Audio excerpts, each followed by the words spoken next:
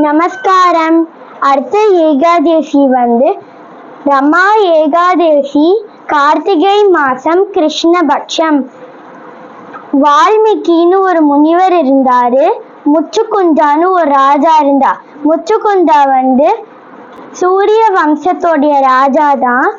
வால்மீகி சொன்னா, நீ இந்த ஏகாதசி விரதம் இருந்தா நீனும் ராமர் மாதிரி ஆயிடலாம். அவரும் இந்த ஏகாதசி விரதம் இருந்துட்டா.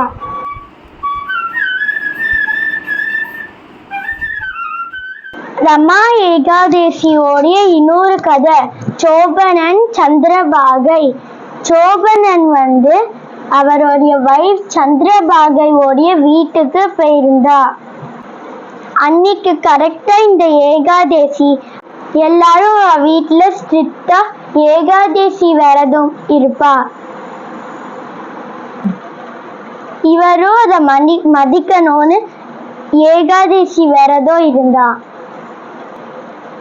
அடுத்த நாள் உடம்பு முடியாம அவர் போய் சேர்ந்துட்டார்.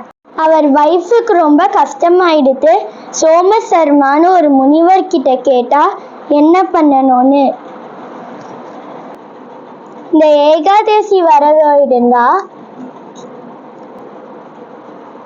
இந்த ஏகாதசி இருந்ததோடைய பலன் அவரு ஹிமாலயாவுக்கே ராஜாவா ஆயிட்டார்.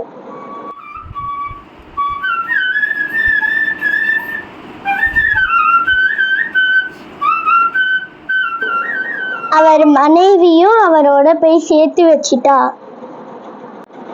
நான் ஒரு ஏகாதசியோடைய விரதம் இருந்ததுனாலயே நான் ராஜாவா ஆயிட்டேன். அதனால இனிமேலேருந்து நான் எல்லா ஏகாதசி விரதமும் இருப்பேன்.